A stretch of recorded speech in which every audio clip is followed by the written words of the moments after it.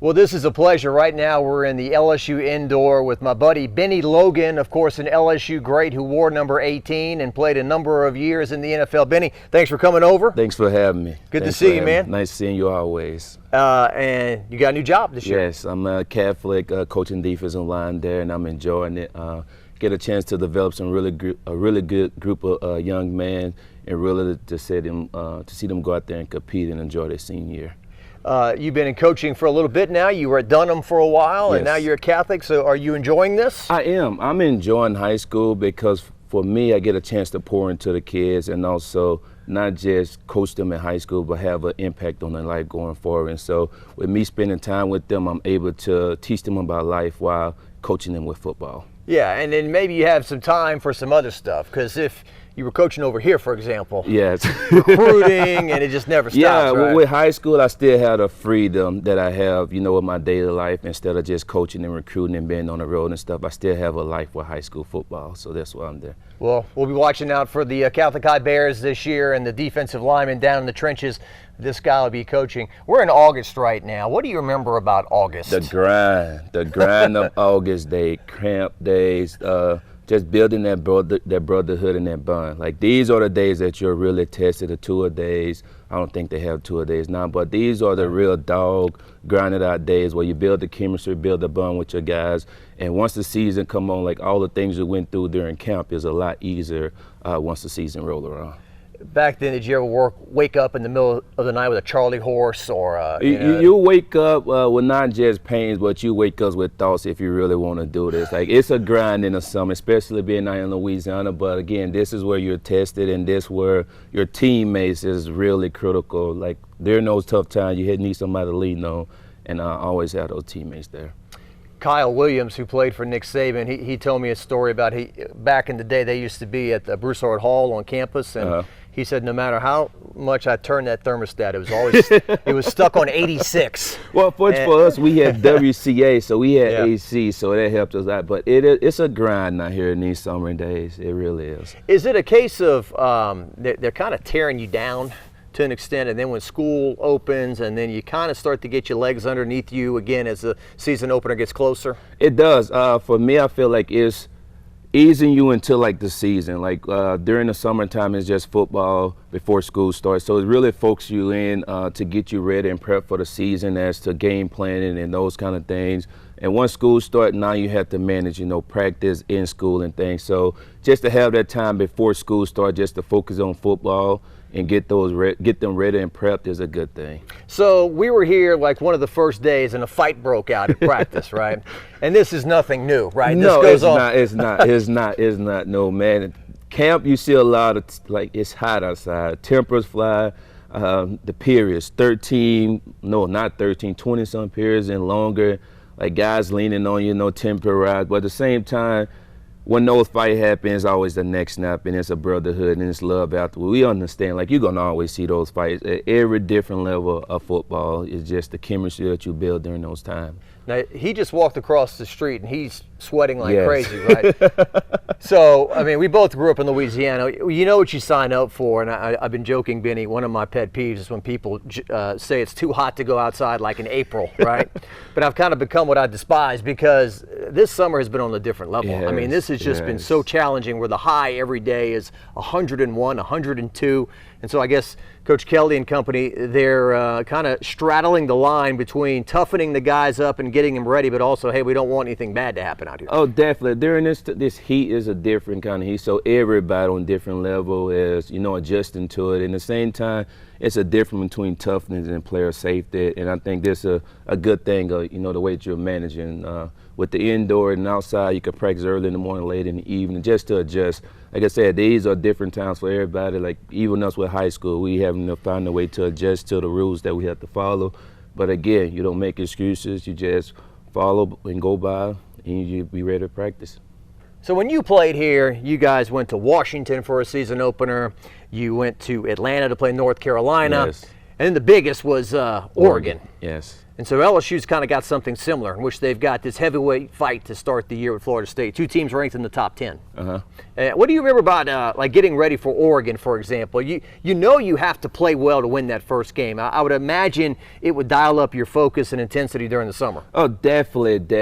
You really, like with camp, you really get a chance to really lock in on your opponent with the small details, and that's the thing you hammer in. Camp is a grind, but at the same time, the attention to detail is what's going to matter most. And to have this opponent to kick off the season, it not just juices up the football season and also juices up the player, regardless of who it is, on the schedule, not the girls, but the player's going to be ready to play and just go after it. And just to have Florida State on there is definitely to kick off football. I want to give your former defensive coordinator, John Chavis, some credit. Because I think in the spring of 2011, you guys were getting ready for Oregon and getting ready for that offense and how quickly they moved. And, man, you guys shut it down that day. We did. It was John Chavis and just the preparation in the summer. Like, this actually started in the springtime once we realized we had to play Oregon in up-tempo. Like, the conditioning and practice started, the hurry-up offense started, just getting us prepped for that. And by the time we got to summer camp, it was the same mentality. And one time we played Oregon, like the tempo wasn't a factor because we had prepared for it and pretty much took that tempo all through season and practice. And it not just helped us for Oregon, but it helped us throughout the season when you're facing opponents and the grinding games, overtimes and things like that. Not to turn the knife on you, Bennie Logan, but in 2011 and 2012, I was thinking about it before this interview. I mean, you really were kind of that close to back-to-back national championships. I mean, you play in one national championship, and then in 2012, you've got Alabama down to the wire, in which they find a way to win that game, and of course they smashed Notre Dame in the national championship. Brian Kelly was the head coach back then. But those 2 teams in particular that you played on, and even 2010, the defenses that you had, and then the defensive talent with Tyron and so many other guys, Planet Sam Montgomery, and some of those other guys that you played with. What was it like to play with all those guys? Well, to play with those guys, I mean, we came in in 09, we had #1 signing class, and we was very fortunate enough to have Drake, Pep Livingston, Al Wood, Charles Alexander, Raheem Lane. Like, those were old veteran guys of LSU that showed us and taught us the pedigree of LSU defense and defensive line.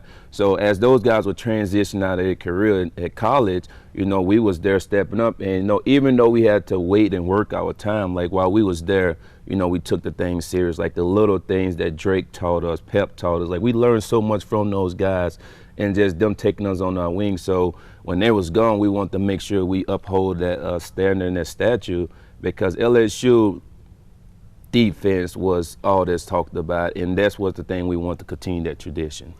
You mentioned Al Woods. Yes, I think some people are surprised. Like, Al Woods is still playing? No, I'm not. If you ever, I was here with Al Woods to be able to see a big guy that athletic and strong, and I got a chance to play against him in the NFL and watch him play. And Al still does a tremendous job as a defensive line, attacking the line of scrimmage and coming out his hip, and that has kept Al around and will continue too, because Al just a dominant player. He's a big, strong guy that can move. So I'm definitely happy for him. I'm not surprised at all.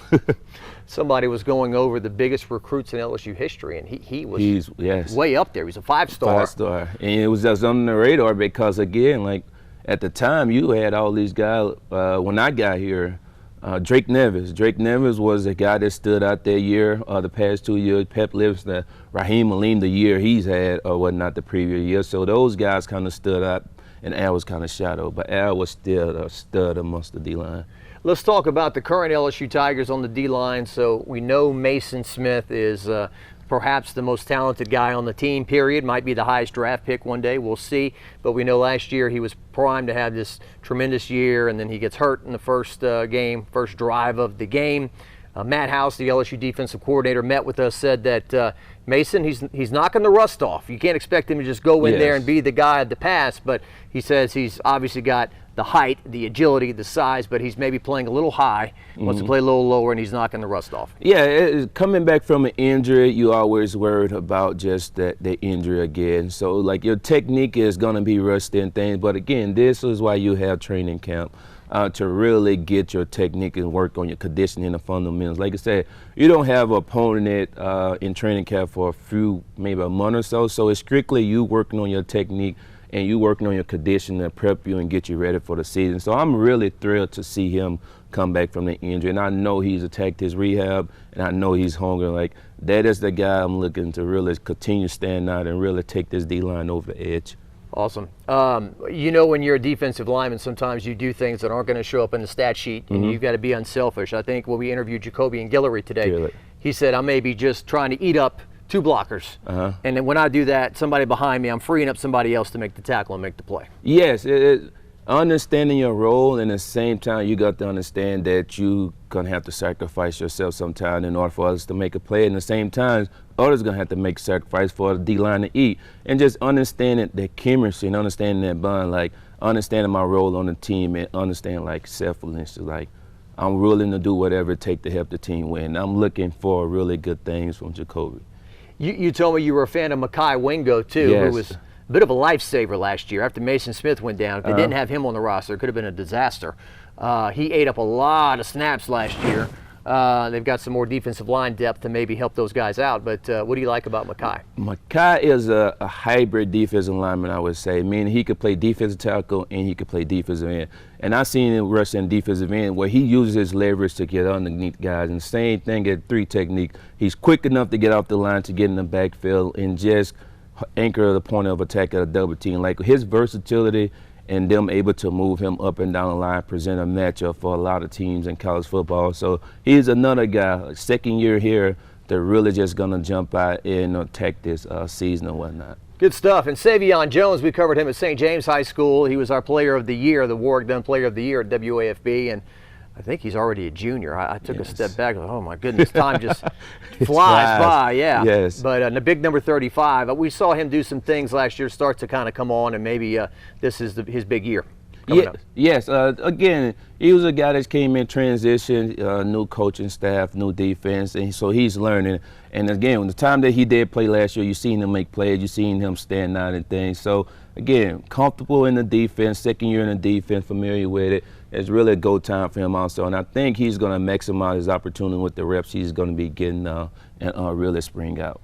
Yeah, and you know, kind of a curveball and a scary thing. Their defensive line coach they just hired, Jimmy Lindsey, he had to go to the hospital. He's had some health issues. He was in the hospital for like a week. Hopefully everything is fine with him. Coach Kelly said that he was going to have a long road to recovery, but I'm sure the coaching staff's doing a good job. But that's a bit of a curveball, right, for the guys to start camp. I mean. Yeah, it definitely is, especially for first of all, your coach, and not just the coach, the player health, that's top thing. But you see a coach that's you're expecting to lead you until the season go down like that. Of course, your mind is on it, and you're gonna reach out to him, check on him. But at the same time, like you got to do this for him. If he was hearing what are the standards, where you got to get done, and regardless of who in that room, I understand. I know that the standards gonna remain the same. Wishing the speed to help and recover for him, but. This season will be here, and I think those guys will be ready to roll. Harold Perkins, what do you make of him? Dynamic player, highlight reel. It's fun to watch. A defensive guy, to see that guy plays 100 miles per hour all the time, regardless, man, that stands out to me more than anything. Like, he makes the plays and all, but just his effort on every play, what stands out to me. And he's always around the ball. He's always just that X factor that could make a game-changing play anytime. I heard some talk on the radio too. Some guys are like, Matt House and the coaching staff talk about they're trying to got to fly, huh? Yeah. This guy did a better job of running down Johnny Manziel than this fly that's above his head right here. But yeah, no LSU footage in the Johnny Manziel documentary. I haven't even watched. I don't watch TV like that. But Craig Lawson Craig Lawson Ken Adams was telling me about the Johnny Manziel thing, and they actually said they didn't put the 2 L's in the documentary thing. The LSU the 2 years. It's a good documentary. And Johnny Manziel, like, he was a bad dude, all right, but he was funny. I think his first year it was like 3-1, 4-1, and then they just skipped over the 2. Then it was like 5-2, 6-2. They didn't talk about the LSU loss in there, or the 1-13 in Tiger Stadium. But Yeah, so they were talking about Harold Perkins, and they want him to do some more things. They want him to, be in run support. Maybe they want him to drop back in pass coverage, be a true linebacker. But then it's also like, hey, maybe let's just have him do what he does best, chase the quarterback and rush. I understand where they're coming from. The more you do, the more your value go up, the more it increase your position. Having him being an every down linebacker would definitely help this defense. Even when, like you said, with them wanting him to come and play runs, support some, and also drop in pass coverage. If he's able to do that, well, not if, when he's able to do that and really learn the techniques of that, like he could be an every down guy, and the same thing on third down, you could put him down on the line to rush. So just being able, again, like I said, he's a dynamic player. So the more you could keep him on the field, the better it could be. And in your time, there was no free agency, so to speak. Mm-hmm. Like now, it's like we need a linebacker. Oh, this Omar Spates guy, let's go get him. And so they can do stuff like that now. And for 2 years in a row, they've with the cornerback position too. Like last year, they brought in Jorg Bernard Converse and Mekhi Wingo and some other guys. And so now it's kind of the same thing again. They got Zy Alexander from Southeastern playing corner, Deuce Chestnut from Syracuse, who took him a little while to get used to the heat down here. But that is a new dynamic, right, in terms of building a team and addressing needs. It is, and I talked about this before to other people, how the transfer portal could be good and bad for us. With the coaching change and the amount of players we lost and everything, to fill those void, like we'll take the transfer portal, and it has been helpful for us. Like we need a linebacker, so go get a guy that's polished, that's in the transfer portal that you could see could help you, even at every position. With O-line, I think we did that with O-line also. Like, it's a good thing when you got guys in there that could really help your program, but at the same time, when you got guys that don't want to stick around and wait it out, you want to jump in there, and then you lose out on opportunities. So it's a good and a bad, but we've really been doing a good job of attacking it and getting players that could really help this team. Because I remember when you played, there was kind of a frustrating period where it seemed like everyone was going pro. Yeah. Everybody was going to pro. Yeah. Even guys that were like projected 6th or 7th round, and then Alabama somehow kept people at their school. And so I guess back then it could have helped if you had this transfer portal thing. And NIL, I don't know if it's been as big maybe as I thought it was going to be. I mean, certainly it's a big change to drive around town and see college athletes on billboards promoting businesses or on commercials. That's new.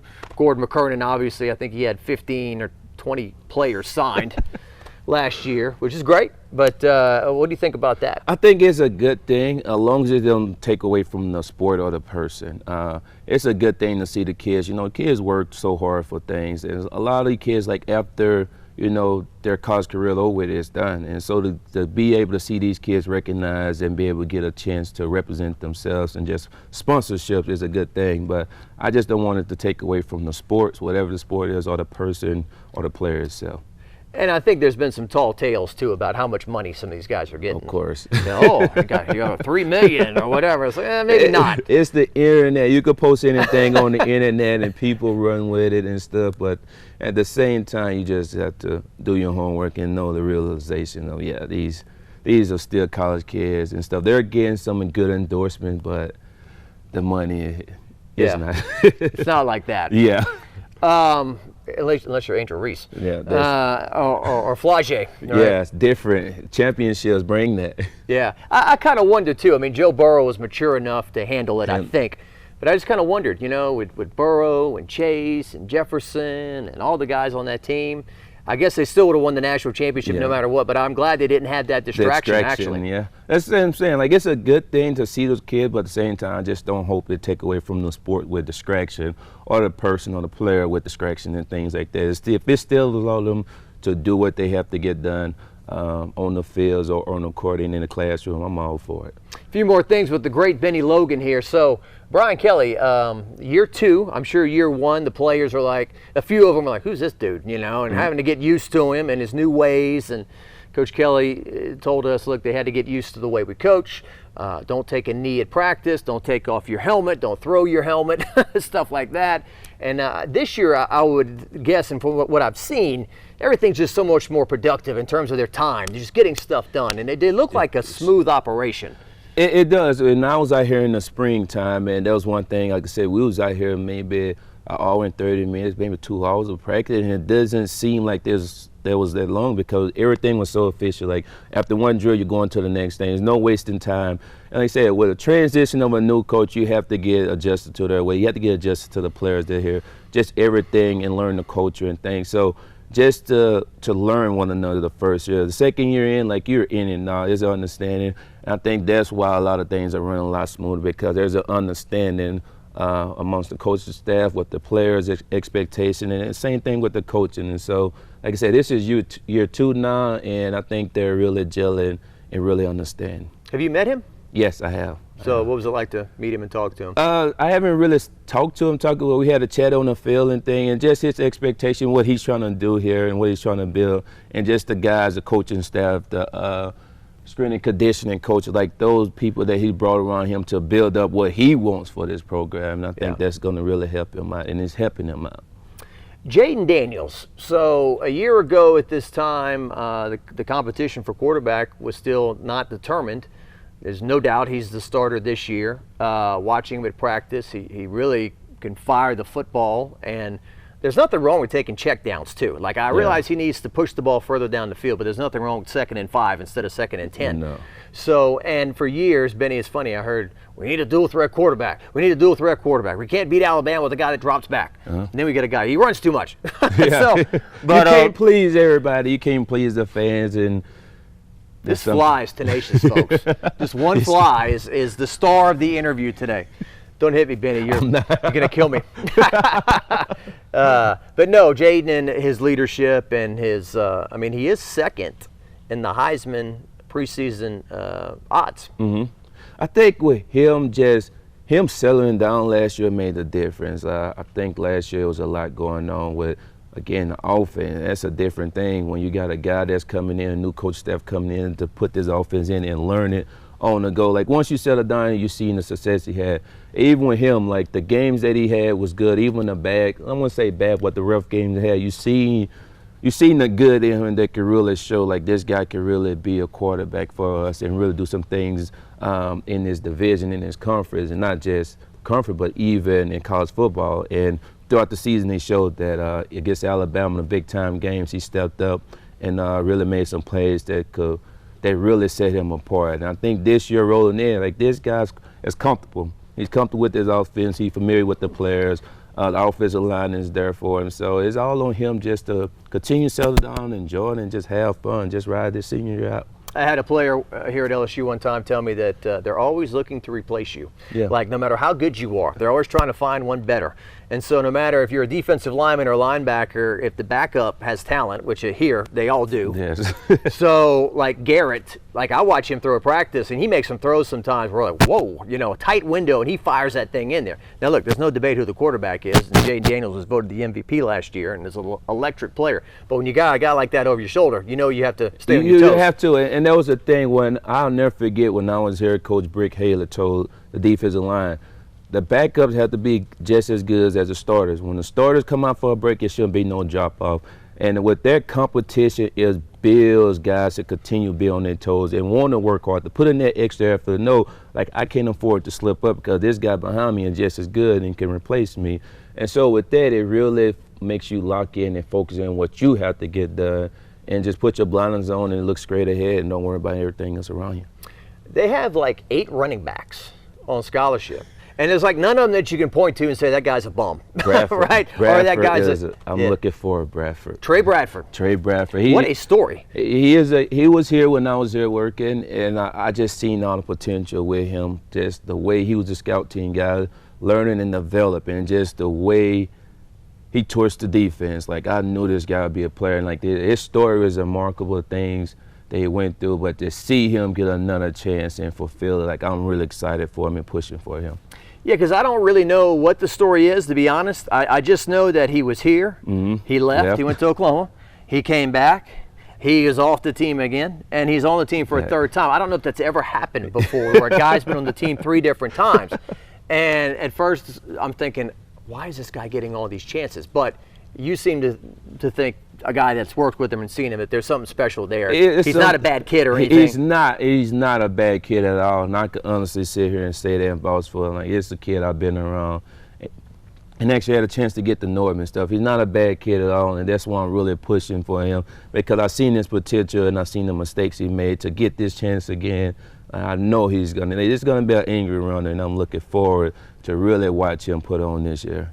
Because Coach Kelly said, look, he had to get his own way back in school. We didn't help him. We didn't write any letters. I mean, he had to kind of do this all on his own to come back to the team. And then he had to meet with the trainers during the summer. They had to look at him. Are you in shape? Yes. And then they invited him back. And so he's earned it. Yes, and I'm excited for it. Good deal. Yeah, so there's 8 guys. John Emery, this is his last at bat. Feels like he's been here a decade. Yeah. He was on the 2019 team as a freshman. And you see his potential last year as well, the handful of those magical plays he made. Now it's just a matter of, hey, hang on to that football. Yes. And, maybe block a little better on some of those things. Yeah, definitely. With John being back, the leadership and just the experience, with him, with the younger back and just help. There's, like you said, 8 running back. There's a running back committee there. You can have your pick and choose for whichever game you want to start these guys, because each guy presents something different and a problem for the defense. And it's going to be exciting to see how we use those running backs. Like, you really got talent at a lot of position on the LSU team, and I think that is really going to be some exciting. Well, I'm looking for a lot of fireworks this season. Because we were talking about it the other day, like, how many can you play? And then how can hey, coach, come on, bro. I need like more than two carries to get warm, man. You could play 2 or 3 running backs. If you got a running back that could run the routes and stuff, you could put him in wing. I mean, slot. Well, I want to talk about 2011 with you, because we saw Spencer Ware, we saw Michael Ford, we saw Kenny Hilliard, we saw Alfred Blue. Yes. Am I leaving anybody out? I mean, those were the big 4 that I thought of. Yeah. Off the bat. Jeremy Hill was practicing, but he wasn't able to play yet. Yeah, maybe. I don't think so. I don't think he was here during that time. I think he was just practicing and stuff. Yeah, but that's 4 off the top of my head that you guys were able to work in and play. Yes, right? Like those stud running backs, and those guys understood what it was, and those are committed, running back by committee, which each player had opportunity to shine. When guys had the opportunity to get those snaps, they maximize it. And like I said, it doesn't matter who the starter is. It matters like when you get those opportunity reps, like what are you doing with it? And if you shine, or if you putting on, or if you pound because you're not a starter, like maximize and make the best of every opportunity rep you get. Yeah. We were visiting with Noah Kane the other day, and he just talked about just always got to be ready. We all understand that today may not be my day. I may stand there for a long time, and I may not get a chance. Yes. But then when I get put in the game and my head's not in and I fumble, then that's a problem, right? So be ready. Be ready. You never know when your opportunity comes. And think about football. Injuries happen or whatnot, especially with running backs and things. Like the next guy up, like be ready when your number is called. Like don't just like look at the depth chart. Oh, I'm here. Injuries happen. It's a long season. Yeah. But when your opportunity come here, you been prepared all season to take this off and run, or you just been being average. And then offensive line, the guys that you used to have to deal with, they look like they're just in such more of a more confident place, a more talented place. It's a lot of the same guys, but the guys were baptized by fire. Will Campbell, Emory Jones, 2 freshman tackles had to play in the league. And like I said a year ago, I visited with like Alan Faneca and Andrew Whitworth and guys like that. Like they were like, I couldn't have played as a true freshman, you know. And so you got those guys on the end, and then Charles Turner looks like he's matured into a leader, and some of these other guys. Those guys, the freshman tackles, I think that what studs out the most watching the offensive line. Like those guys were young. In big games, those guys stepped up and performed. Man, if you got, anytime you look at SEC football, the things that I would talk about, the offense and defensive line in the trenches is where it's won at. And you really have 2 special offensive linemen, young guys that you can really build and grow from. Trey is really stepping up. You've seen just the physical nature he brings in the middle and just his way of attacking and want to set a tone. So with him anchoring the center position in the guards, I think this, like I said, this is a growing team that's really gelling and really looking for some firepower with them. Yeah, added some new guys too. Zalance Hurd from Northeast Louisiana there, and then Lunsford, the young man from Maryland. So they. Oh yeah, I forgot about him. Yeah, they got some new guys in there. So and then wide receiver. I mean, even in the era which LSU struggled to throw the forward pass a little bit, there's always been talent. on the outside, and a lot of local guys who are juniors in terms of their names. Brian Thomas Jr., Chris Hilton Jr. Is it Shelton Sampson? He's a junior too, I think. So a lot of dads who are proud of their name and handed it on to their sons, right?